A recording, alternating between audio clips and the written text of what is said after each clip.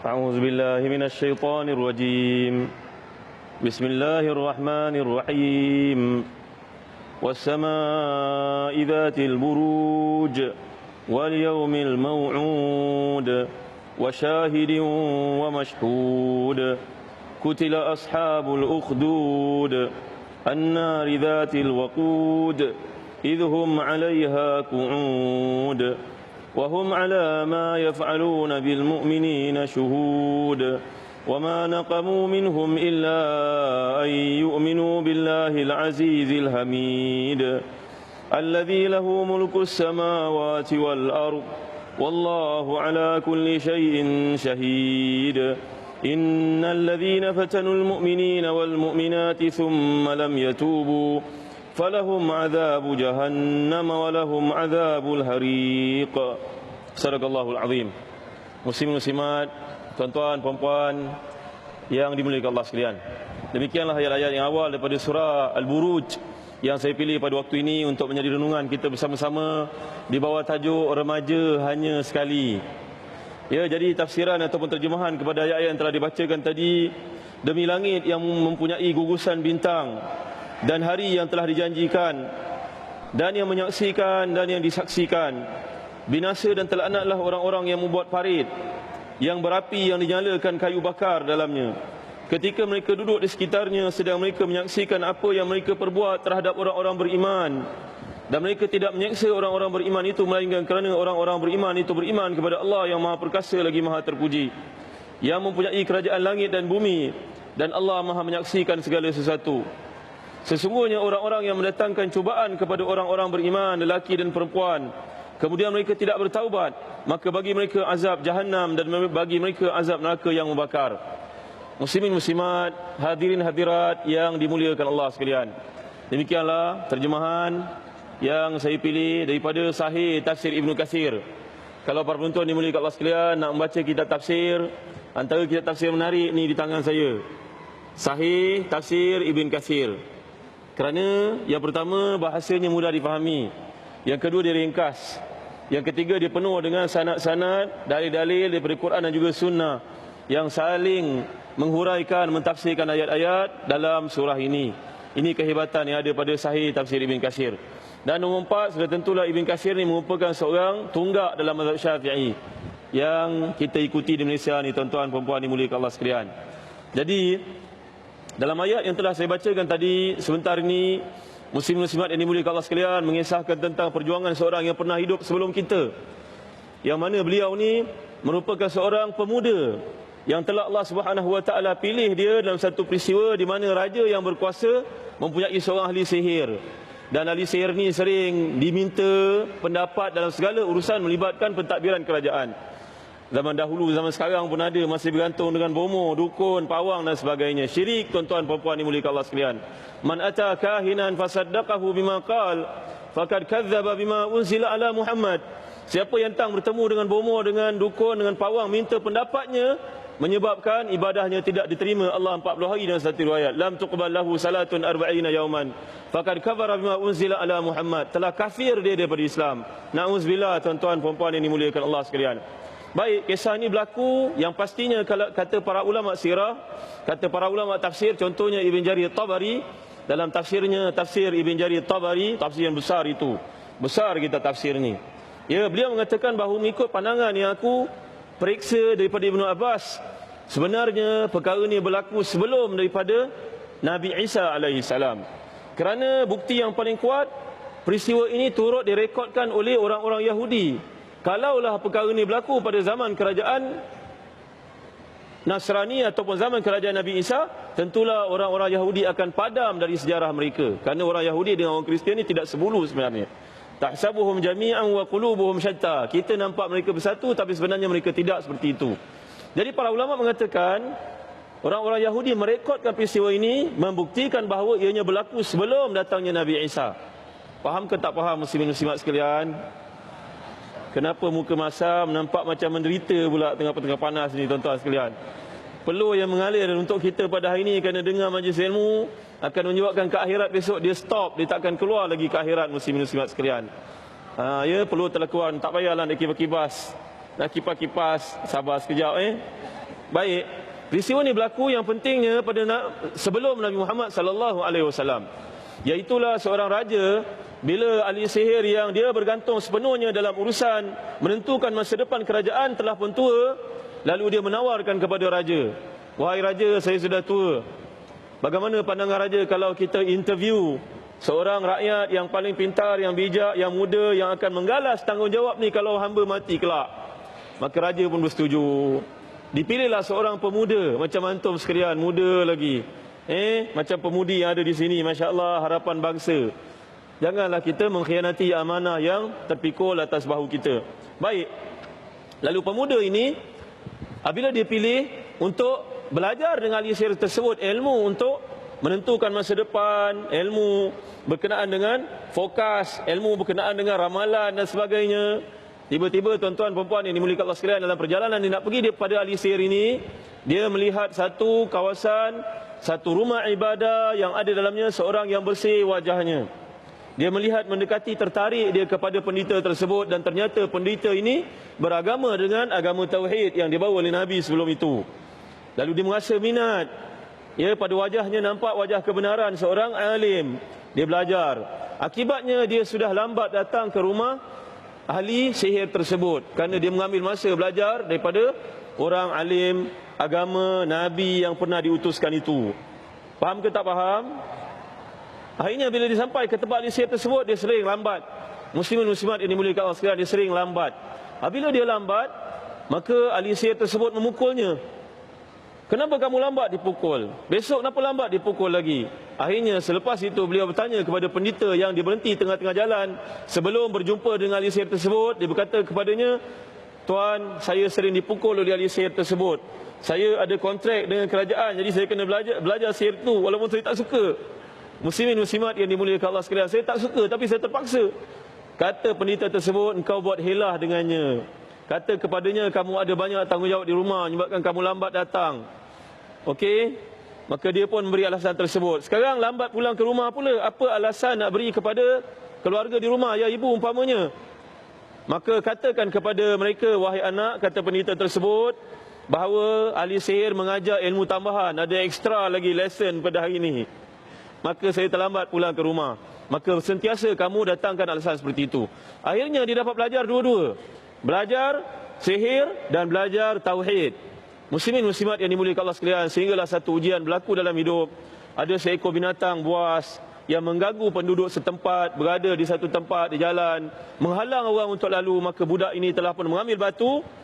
Dia mengambil batu tersebut. Dia kata, "Ya Allah, wahai Tuhan pendeta, sekiranya pendeta ini yang benar, ahli sihir yang salah, dengan lontaran ini kau matikanlah monster ini." Senang nak sebut bahasa orang muda ini. "Kau bunuhlah makhluk buas ini yang mengganggu kami semua. Dengan izin Allah, dengan kebenaran pendeta tersebut." Akhirnya bila lontarkan batu itu kepada makhluk harimau barangkali ataupun singa yang buas ini, maka matilah dia on the spot. Muslimin muslimat yang dimuliakan Allah sekalian, sekarang apa berlaku? Dia bertambah yakin terhadap kebenaran pendeta bukannya ahli sihir. Lalu kemasyhurannya pun berkembang. Orang semua menceritakan bahawa beliau ni mampu untuk menyelesaikan masalah yang berlaku dalam masyarakat. Muslimin muslimat yang dimuliakan Allah sekalian, nampaknya mungkin kita nak buka ruang kepada yang bertanya sebelum saya melanjutkan lagi peristiwa yang dikemukakan dalam kitab tafsir daripada hadis Nabi riwayat Imam Ahmad ini. Baik, ada soalan yang pertama, silakan nak. Bismillahirrahmanirrahim. Assalamualaikum warahmatullahi wabarakatuh. Nama saya Siti Farhana binti Ramli daripada Kolej Teknologi Antarabangsa Cybernetics. Okey. Kekuatan ilmu, iman dan amal adalah amat penting dalam memacu identiti diri remaja untuk menghadapi cabaran perubahan zaman yang semakin maju. Mohon yang berbahagia Ustaz menjelaskan secara terperinci ciri-ciri penting yang perlu disemaikan oleh para remaja dalam kehidupan seharian berdasarkan ketiga kekuatan yang disebutkan tadi. Terima kasih. Baik, soalan yang pertama yang dikemukakan, kekuatan iman, amal, ya, komitmen kemasyarakatan sebagai orang muda pada hari ini. Muslimin muslimat yang dimuliakan Allah sekalian, sebenarnya kita orang muda memang waktu ni singkat berlalu, dan orang muda ni dipanggil dalam satu keadaan dia berada dalam storm dan juga stres. Storm dan juga stres sentiasa, kata kajian barat. Ya, kenapa? Kerana nak kata masih anak-anak, dia sudah baligh, Nak kata dewasa, dia belum ada punya wang yang banyak untuk membiayai dirinya sendiri, masih lagi bergantung pada ibu. Jadi berada di satu keadaan transition period yang susah dia nak buat keputusan. Nak kata anak-anak dah besar, duit raya pun tak dapat lagi, betul tak? Kerana dah masuk universiti, dah masuk college. Maka muslimin muslimat yang dimuliakan Allah sekalian, saya nak jelaskan di sini, dalam Islam sebenarnya penting bagi seseorang anak muda ni mempunyai fokus, mempunyai objektif, prospek yang jelas dalam hidup. Itu perkara yang pertama. Itu sebab bila Nabi SAW melantik anak-anak muda keliling Nabi ni untuk menjalankan tanggungjawab. Contohnya seorang bernama Muaz bin Jabal radhiyallahu anhu, yang Nabi utuskan dia untuk menjadi pemimpin penduduk di Yaman dari sudut fatwa. Usianya belum lagi 20 tahun, muslimin muslimat yang dimuliakan Allah sekalian. Nabi telah menjelaskan kepada, ini Muaz bin Jabal, kamu pergi ke Yaman, kamu jadi guru mereka. Nabi mengajar dia, menunjukkan kepadanya prospek hidup. Wahai Muaz, kamu orang muda, tapi kamu kumpulkanlah dalam kehidupan ini kesejahteraan akhirat bersama-sama. Ya, jadi Nabi menunjukkan kepadanya satu prospek. Kita, ibu bapa, kena ajar pada anak-anak kita, nak, kenapa ayah suruh kamu belajar, nak? Kerana belajar ni menjadikan kamu orang yang mulia. Kamu dapat keputusan yang baik besok, kamu masuk ke universiti, kamu kerja, kamu jadi orang mulia, nak. Jadi penting jadi orang mulia supaya senang kamu nak beribadah pada Allah, kamu tidak jadi kuli, tidak jadi hamba kepada orang lain. Contoh, nampaknya kita perlu berhenti rehat sebentar dan kita kembali lagi selepas ini.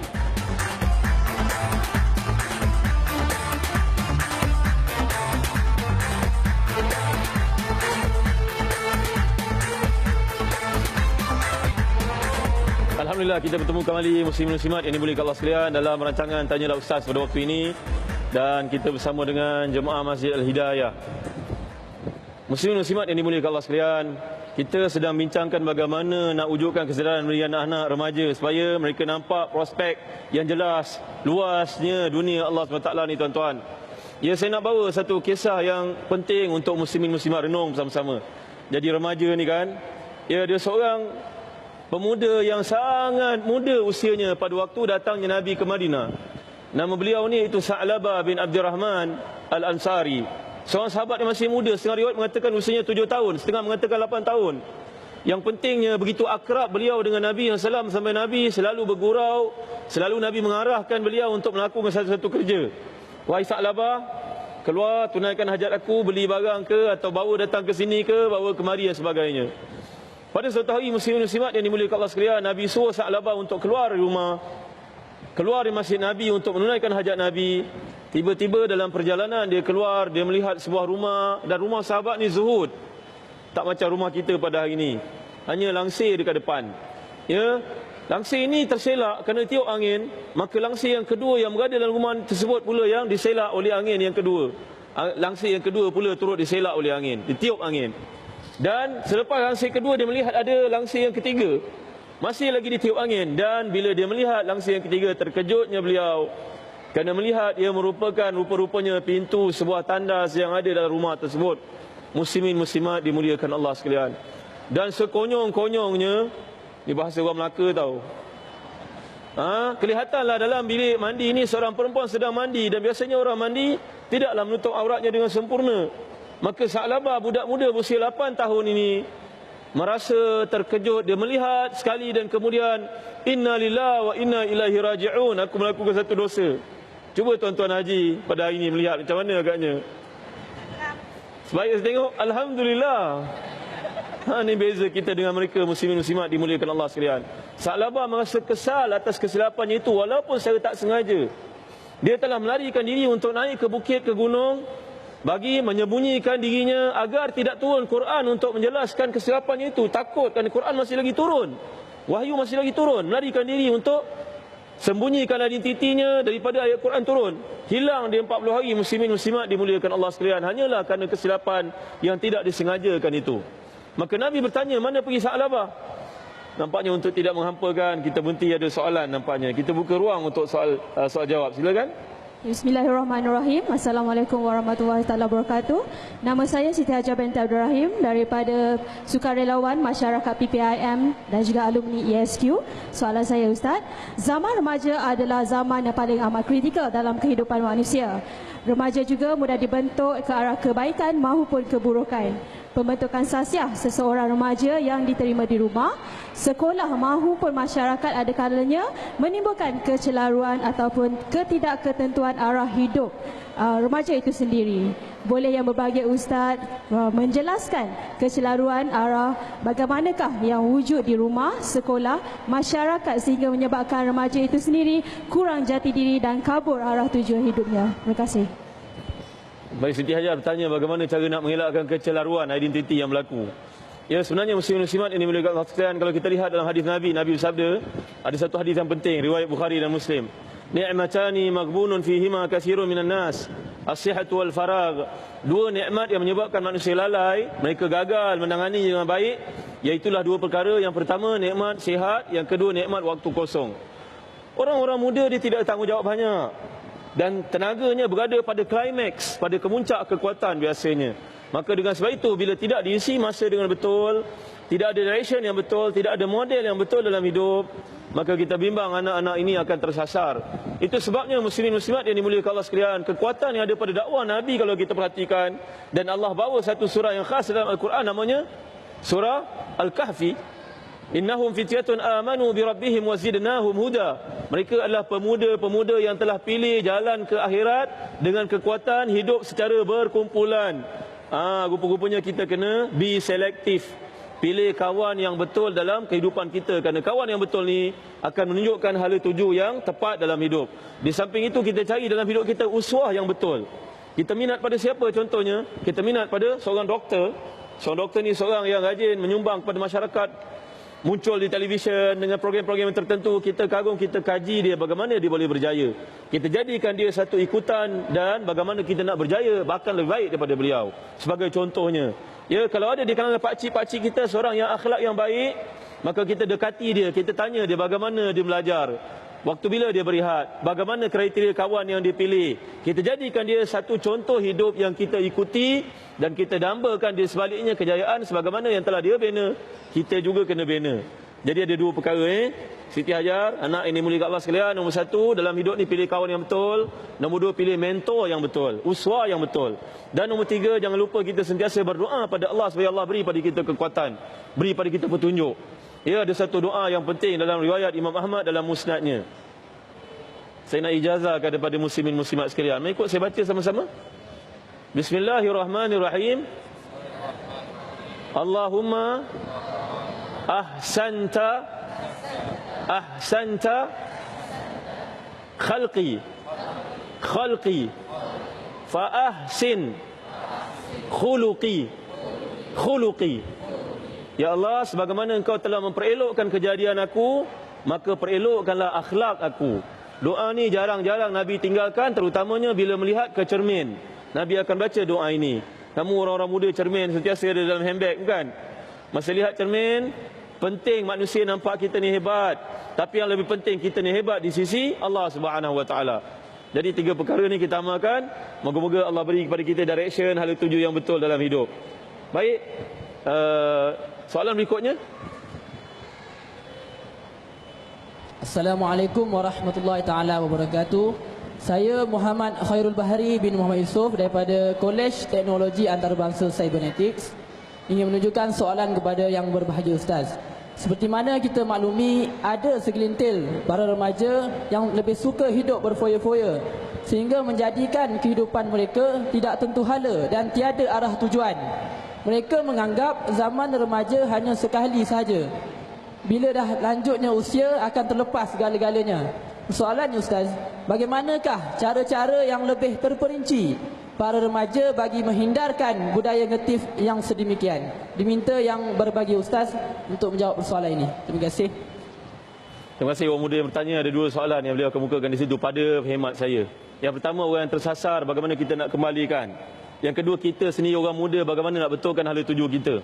Ya, soalan pertama saya nak kaitkan muslimin-muslimat sekalian. Saya bacakan satu hadis riwayat Imam Bukhari. La an yahdiyallahu bika rajulan wahidan khairul laka min humri na'am. Kalau Allah beri hidayah kepada seseorang di kalangan mereka dengan sebab kamu, lebih baik daripada dunia dan seisi kandungnya. Sebenarnya orang yang masalah ni dia perlu didampingi. Kita dekati dia. Ya, masjid yang indah seperti ini sepatutnya muslimin muslimat kita adakan program-program untuk remaja. Program untuk remaja ni tidak semestinya kuliah. Kadang-kadang remaja ni dia cepat panas tempat duduk. Dia duduk sekejap dia dah boring. Alah orang tua ni cakap penat aku mendengarnya. Ya, kita kena banyakkan aktiviti. Kerana dalam hadis tadi mengatakan bahawa orang muda ni tenaganya banyak. Ya, banyakkan aktiviti untuk mereka. Ya, sahabat-sahabat Nabi SAW, Nabi sendiri mengajar mereka sebagai contohnya dalam asar daripada Umar Khattab radhiyallahu anhu, alimu auladakum rimaya wasibaha wa rukubal khail. Ajar anak-anak kamu untuk berenang, aktiviti bukan? Untuk memanah, aktiviti, menaiki kuda. Ya, banyakkan aktiviti untuk mereka. Pada ini kuda susah nak jumpa. Barangkali menaiki basikal lumba agaknya. Barangkali menaiki motor secara berhemah nampaknya. Ya, barangkali dengan main dart agaknya kalau panah tidak ada. Kita ajar mereka banyakkan aktiviti. Dalam aktiviti itu kita berdakwah pada mereka. Ya, muslimin muslimat yang dimuliakan Allah sekalian, of course dalam melakukan apa-apa aktiviti seperti ini, kita kena jaga batasan syarak. Semayang jaga, tutup aurat pun ya, pisahkan laki perempuan pun penting, dan kemudian kita bagi pengisian secara tidak langsung. Ya, alangkah baiknya kalau ada di kalangan mereka sendiri yang kita dapat groom dia untuk jadi contoh yang baik kepada kawan-kawan. Ini perkara pertama. Yang kedua, seperti yang telah saya jelaskan tadi, muslimin muslimat yang dimuliakan Allah sekalian, sebenarnya manusia ni Allah kurniakan kepadanya akal. Setiap kita akan dipertanggungjawabkan di sisi Allah kelak. Inna sam'a wal basara wal fuad kullu ulaika kana anhu mas'ula. Kamu ada telinga, ada mata, ada hati, ada jantung, ada fikiran, maka dengan sebab itu kamu berbeza daripada binatang. Allah akan tanya kamu kerana kepertanggungjawaban ini, takalif ini diberikan di atas dasar kamu ada akal, kamu boleh fikir. Ya, kita daripada luar, kita externally kita bagi strength, bagi kekuatan, strengthenkan dia, bagi panduan, bagi kepadanya program, banyakkan aktiviti, ajak dia, pujuk dan sebagainya. Tapi hair sekali terpulang kepada individu dalam hatinya nak ikut ataupun tidak. Ya, jadi tuan-tuan yang dimuliakan Allah sekalian, tadi saya cerita tentang Ashabul Kahfi. Saya cerita tentang seorang pemuda yang hidup pada zaman Nabi, Sa'labah bin Abdurrahman Al-Ansari, seorang budak muda. Dalam hatinya ada iman, dalam hatinya jelas bahawa Allah Subhanahu Wa Taala menjadikan aku bukannya untuk tujuan sia-sia, bukan untuk berpoya-poya. Usianya baru 8 tahun, tapi dia dah nampak dimensi yang jauh. Ya, prospek yang jauh. Hidup ni bukan untuk dunia saja tapi untuk akhirat. Ini kerana pendidikan yang sentiasa ditekankan oleh Nabi sallallahu alaihi wasallam. Ibu ini mulia Allah sekalian, kita didik anak-anak kena kasih sayang ayah ibu. Ya, tak boleh tegas. Berbeza dengan satu masa dahulu. Dahulu kalau ayah kita, ibu kita marah, kamu kalau balik lepas pukul 7 malam jangan masuk rumah ayah. Takut. Bukan? Tapi pada ini kalau anak-anak kita kata seperti itu, hurray dia kata. Ada sisi boleh pergi tidur kat sana. Ya, ada tempat untuk dia lepak. Tengok muslimin-muslimat, masa dah berbeza. Jadi bila berbeza, kita kena menangani anak-anak pada zaman globalisasi pada hari ini dengan cara yang lebih matang dan penuh hikmah lagi. Macam Nabi SAW bila lihat seorang ada masalah, Nabi panggil dekat, mari sini kamu, apa masalah kamu? Nabi tanya dan Nabi selesaikan there and then. Pada waktu itu juga Nabi tanya, apa masalah kamu? Nabi kemudian buat beberapa comparison. Nabi buat case study, jelaskan kepada dia sampai hatinya sendiri memberontak, mengatakan tidak boleh berlaku begitu wahai Nabi. Nabi kata kalau tidak boleh, jangan kamu buat benda itu. Bahaya untuk kamu, sebagaimana kamu bimbang bahaya untuk orang lain. Jadi muslimin-muslimat sekalian, banyak lagi kita nak cerita dalam masa yang terbatas ini. Kita berehat sebentar dan kembali lagi selepas ini.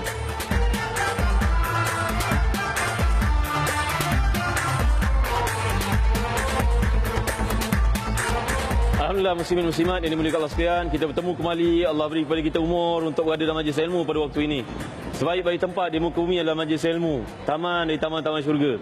Ya, orang yang datang ke majlis ilmu ni sebab untuk dia dapat masuk syurga Allah Subhanahu Wa Taala. Allahumma jadikan kami di kalangan mereka ya Allah. Allahumma amin. Saya nak berkongsi satu cerita yang menarik di majalah JNQ pada waktu ini. Ya, satu majalah untuk remaja JNQ, Generasi Quran Kreatif. Ya, pernah baca majalah ni? Belum baca. Majalah JNQ. Majalah ni muslim-muslimat pada bab yang akhir ni, Ustaz Omar Muhammad Nur, seorang ahli hadis, cerita tentang seorang pemuda yang amat, kalau kita baca kisah hidupnya kita boleh menitik air mata. Seorang bernama Sulaiman bin Yasar radhiyallahu anhu, seorang tabi'i. Dia ni bukan saja seorang yang alim lagi faqih dalam bidang hadis, tapi menghimpunkan dengan kefakihan, kealiman itu wajah yang handsome, yang kacak. Kalau dia duduk di depan ni, semua mata akan lihat dan hilang segala stres dalam hidup yang dilalui. Allahu Akbar. Kalau melihat wajah saya, makin lihat makin banyak stres.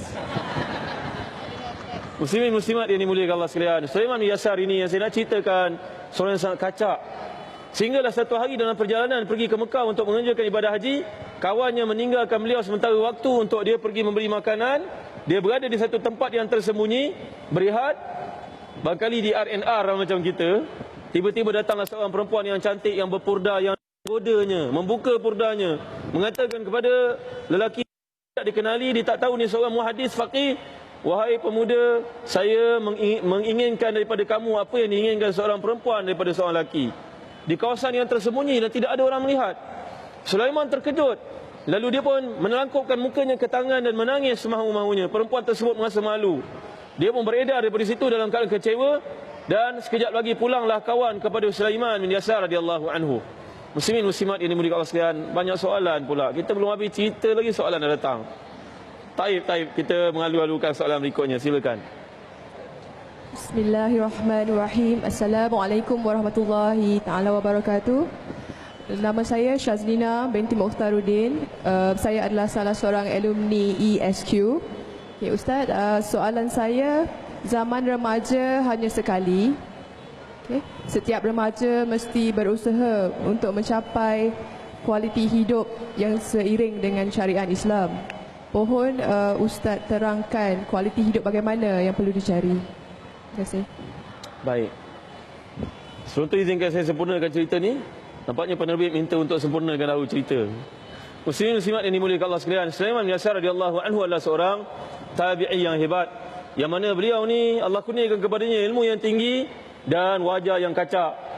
Bila perempuan tersebut ganggu dia, dia berjaya lepas daripada ujian tersebut. Dan kawannya pulang, kawan melihat pada wajahnya ada kesan-kesan seorang baru menangis.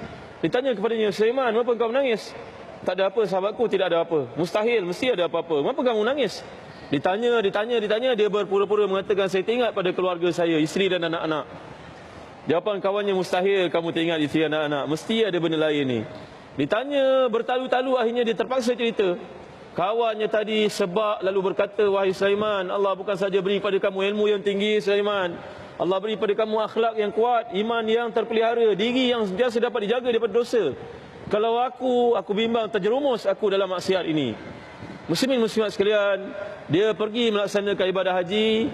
Selesai ibadah haji, dia pun bertahallul kerana kepenatan yang amat sangat. Dia pun berbaring tidur. Dalam tidurnya terlelap sebentar itu, tiba-tiba dia melihat dalam mimpi seorang lelaki yang sangat kacak berdiri di hadapannya. Dia pun terkejut. Mimpi orang-orang saleh adalah hiburan bagi mereka sebenarnya. Kita kalau nak dapat mimpi yang baik, ibu-ibu sekalian, nombor satu, jaga akhlak kita dengan Allah Subhanahu Wa Taala dan dengan manusia. Nombor dua, makan yang halal dan tinggalkan yang syubhat. Nombor tiga, ikut sunnah Nabi Muhammad sallallahu alaihi wasallam. Allah pasti beri kepada kita mimpi yang baik, yang memberi kepada kita penyelesaian terhadap masalah-masalah yang kita lalui dalam hidup. Ya, jadi Sulaiman bin Yasar ini, dia bermimpi melihat seorang lelaki yang sangat handsome. Dia pun terkejut. Allah Tuhan hamba, hebatnya Tuhan hamba. Siapakah Tuhan hamba ni? Macam mana hebatnya Allah jadikan rupa Tuhan hamba? Nak cium tangan orang tersebut.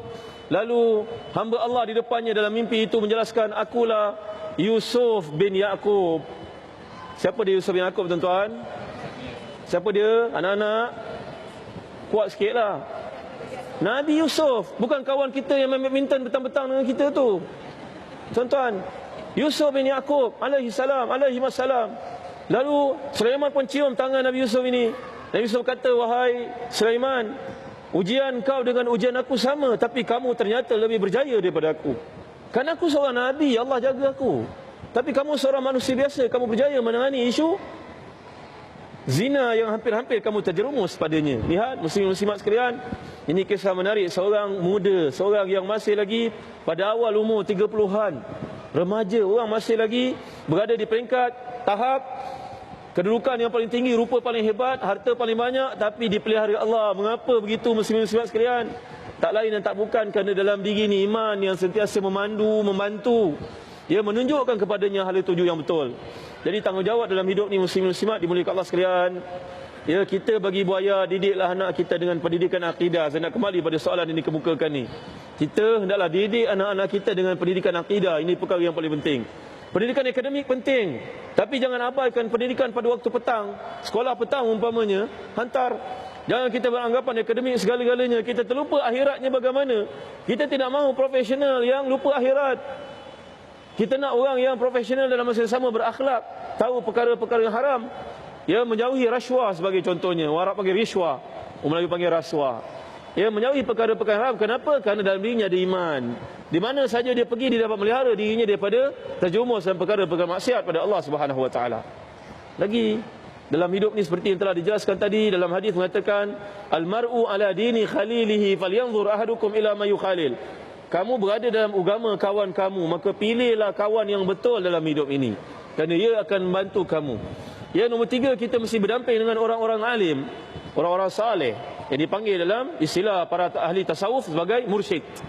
Mursyid ni maknanya orang yang akan memberitahu kita perkara ni halal, perkara betul. Dan bila berada dengan orang alim sepertinya, elakkan daripada bercakap banyak. Ni kita jumpa dengan orang alim, kita yang cakap lebih banyak daripada orang alim masalahnya. Dengarlah dia cakap, kamu ada apa? Dia ada ilmu, dia ada Quran, dia ada hadis. Kamu tampil dalam majlis dia, dengar dia cakap. Jangan kamu bercakap lebih banyak daripadanya. Akhirnya kamu yang jadi ustaz, kamu yang jadi ustazah. Muslimin muslimat yang dimuliakan Allah sekalian. Dan nombor 4 yang saya sebutkan tadi, lagi sekali saya tekankan pentingnya berdoa. Doalah selalu. Contohnya doa yang Nabi ajar kepada Muaz bin Jabal. Saya yakin tuan-tuan rata-rata mengamalkannya. Allahumma a'inni ala zikrika wa syukrika wa husni ibadatika. Ya Allah, bantulah aku untuk mengingatimu, bersyukur padamu selalu, dan memperbaiki amal salehku berterusan tanpa henti-henti. Baik muslimin muslimat yang dimuliakan Allah sekalian, barulah lega nak jawab kan soalan yang berikutnya. Assalamualaikum warahmatullahi wabarakatuh. Saya Puan Zaharah binti Desa, guru daripada Sekolah Menengah Kebangsaan Taman Melawati. Soalannya berbunyi begini, Ustaz. Remaja pada hari ini sering terpengaruh dengan rakan sebaya. Malah ibu bapa mereka sering diketepikan. Formula bagaimanakah yang paling sesuai untuk diaplikasikan oleh ibu bapa dan guru untuk menangani masalah ini? Sekian, Ustaz. Muslim muslimat yang dimuliakan Allah sekalian, Sayyidina Ali berkata, anak-anak ini dalam prinsip pendidikan, la'ibhum sab'an, wa'adibhum sab'an, wasahibhum sab'an. Ya, anak-anak masa kecil bawah 7 tahun, bermainlah dengan mereka. Nabi SAW dahulu bila datang Hasan dan Husain ke rumah Nabi, Nabi akan jadi seperti unta untuk dinaiki, ditunggangi di belakang Nabi SAW. Sampai Sayyidina Umar datang, Sayyidina Umar terkejut melihat, ni'mal markub rakib tumahu. Ya, sehebat-hebat tunggangan yang kamu berdua sedang naiki, wahai Hasan dan Husain. Nabi jadi tunggangan. Maknanya anak bawah 7 tahun ni kita kena banyak main dengannya. Bila dia 8 tahun ke 15, kita banyak menanamkan kepadanya adab, akhlak, ya, nilai-nilai yang baik. Dan bila menjangkau 16 ke atas, kita kena bersahabat dengan mereka. Malangnya, bila kita nak repair benda yang kita telah biarkan lama, 15 tahun berlalu kita tak pernah didik mereka, tiba-tiba umur 16 tahun baru kita nak ambil berat. Malang sekali lah ibu ayah dimuliakan Allah sekalian. Masa dah berlalu, waktu sudah pun over. Ya, dia sudah mengutamakan kawan-kawannya lebih daripada ibu ayahnya, dan itu yang selalunya berlaku. Maka muslimin muslimat yang dimuliakan Allah sekalian, penting sebelum perkara ini berlaku, kita sebagai ayah ibu kena banyakkan masa yang berkualiti dengan mereka. Wasiat saya muslimin muslimat sekalian, kata Dr. Abdullah Nasir Ulwan dalam buku beliau, antara ensiklopedia yang terbaik dalam pendidikan anak-anak, namanya Tarbiyatul Aulad bil Islam. Ya, kita ni kena banyak sumbang saran kepada anak-anak, bagi nasihat tanpa putus asa. Ada peluang ingatkan. Dan alangkah baiknya kalau pendekatan yang kita ambil itu secara hikmah, secara berjenaka, secara mudah untuk diterima. Bila-bila waktu makan, jadikan ia program berjemaah. Waktu keluar beriadah pada waktu petang, ajak mereka bersama-sama dalam perlibatan itu. Nombor 3, bila kita keluar menghantar mereka ke sekolah, gunakan peluang itu untuk bercakap perkara-perkara yang baik. Input yang baik. Nah, ayah cakap pada kamu kan nak, sebab ayah dah melalui waktu seperti kamu nak. Dengarlah sayang, ayah tak ada apa-apa kepentingan. Ayah gembira kau tengok kamu bahagia. Kawan yang kamu maksudkan tu ayah bimbang, dia ni adalah pencuri. Kerana berdasarkan cerita kamu bawa pada ayah, nampaknya dia seorang yang kurang baik. Ayah akan cuba jumpa dengan dia dan ayah terang pada dia. Dan ada masa kalau engkau suka sangat dengan dia, budak lelaki ni lelaki bawa dia datang ke rumah. Nanti ayah terang kepada dia, ayah ajar dia. Jadi kita seorang ayah yang participate dalam anak-anak kita punya persahabatan. Dan ada peluang kita buat sekali-sekala jamuan makan, panggil anak-anak kita punya kawan supaya kita dapat mengenali lebih rapat mereka ini. Baik, kita berehat lagi sekali dan kembali lagi selepas ini.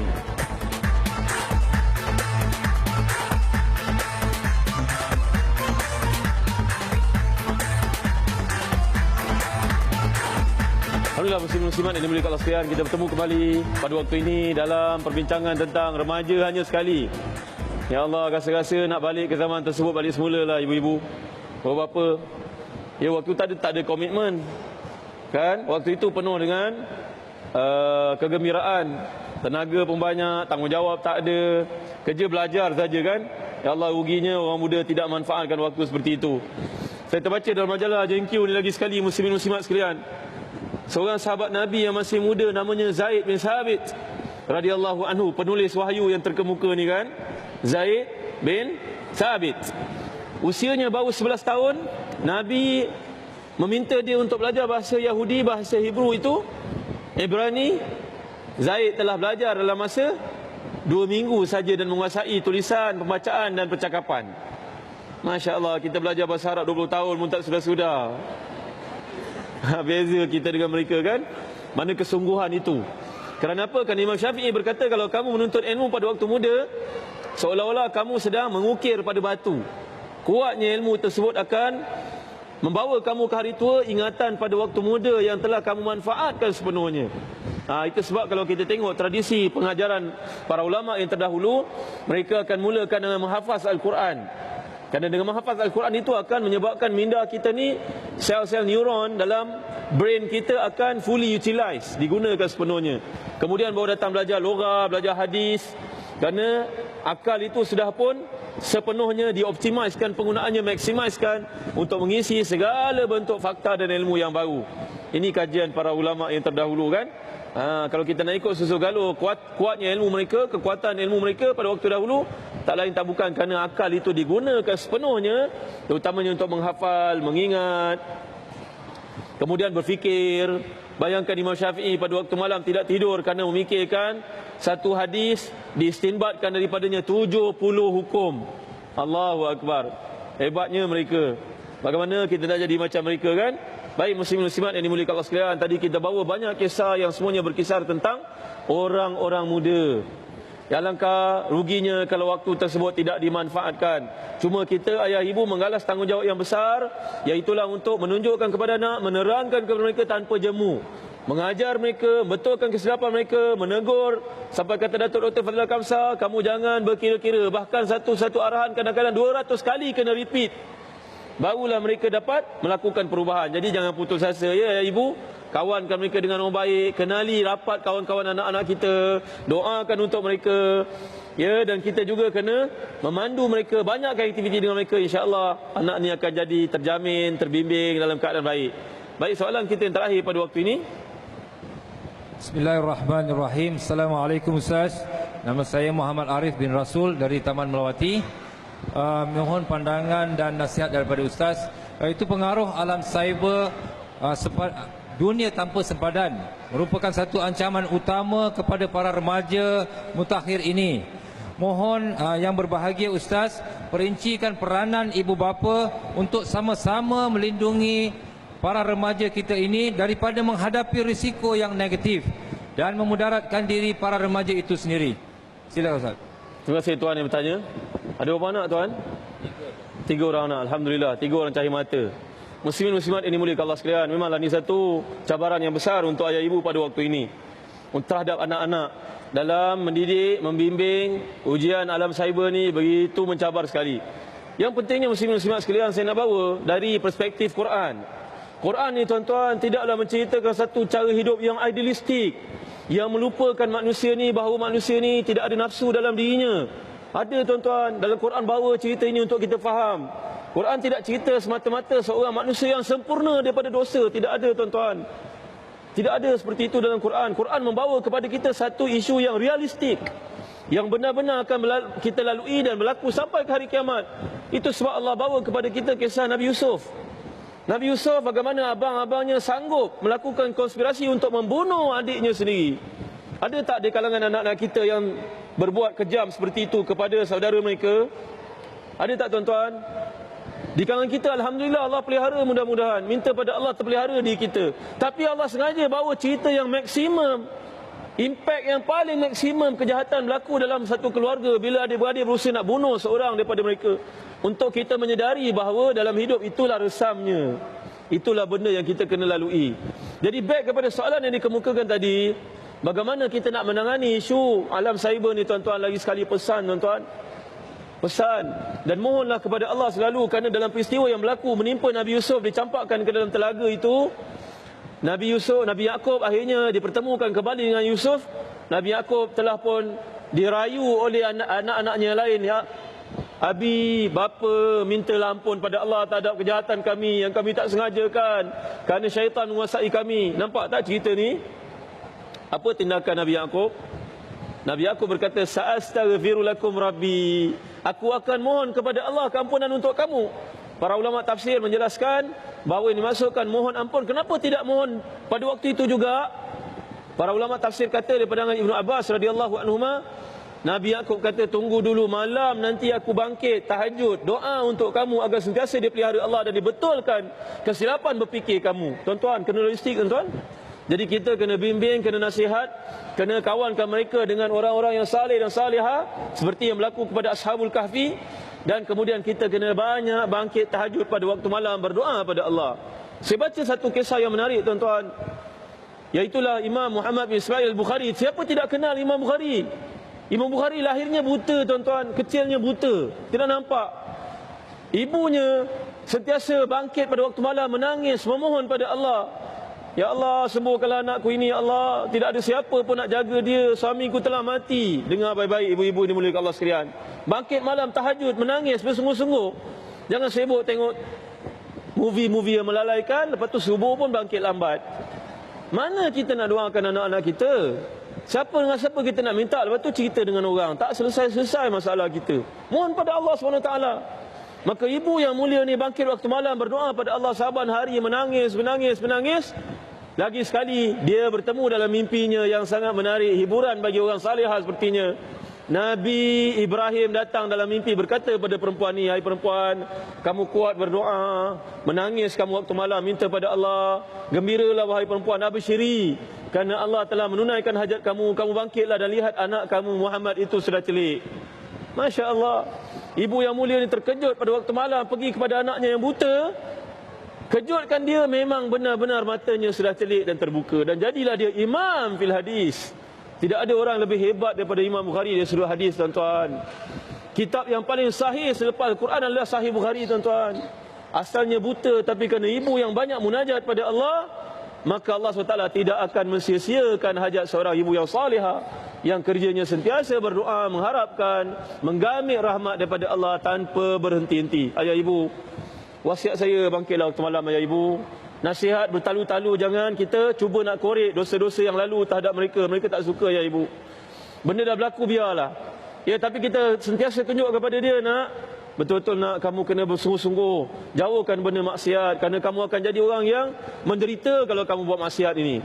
Buat maksiat ini sekejap nikmat, tapi dia punya maksiat itu kesan dia berpanjangan, berabad susahnya. Orang dah terlanjur, siapa lagi nak terima umpamanya? Terangkan kepada dia dengan sebenar-benar. InsyaAllah anak ni dia ada fitrah. Dia akan dengar dan dia akan berubah dengan cara kita bersabar, berdoa. Carikan orang yang saleh kelilingnya, bawa kepada guru-guru, minta didoakan. Moga-moga mereka akan jadi orang yang terbaik. Mari sama-sama kita mengangkat tangan, berdoa pada Allah. Moga-moga apa yang kita sampaikan dapat kita amalkan. Tak dapat amalkan banyak, amalkan sedikit. Sampaikanlah, apply lah perkara ni. Aplikasinya bila lagi, kita kena mulakan sekarang. Alhamdulillahirabbil alamin, wassalatu wassalamu ala asyrafil anbiya'i wal mursalin sayyidina wa maulana Muhammadin wa ala alihi wa sahbihi ajma'in.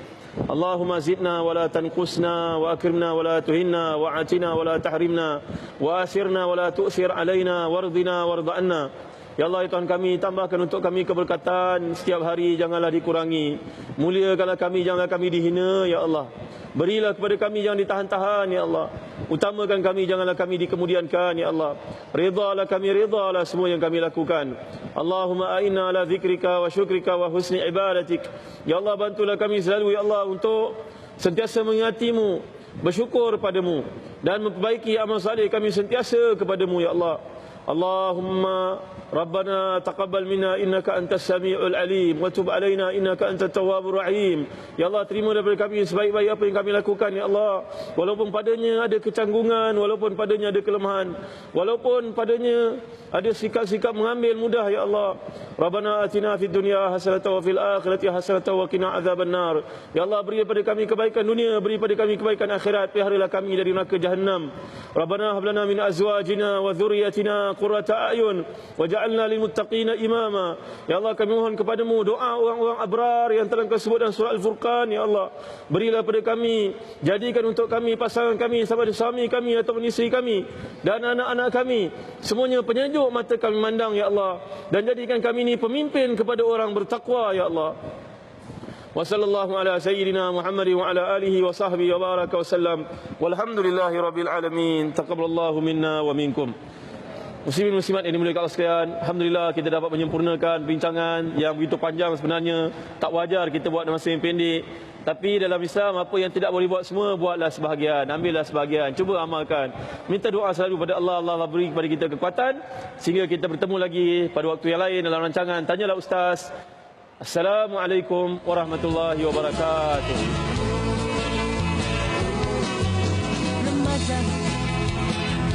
Ingatlah masa depanmu, janganlah kau terleka.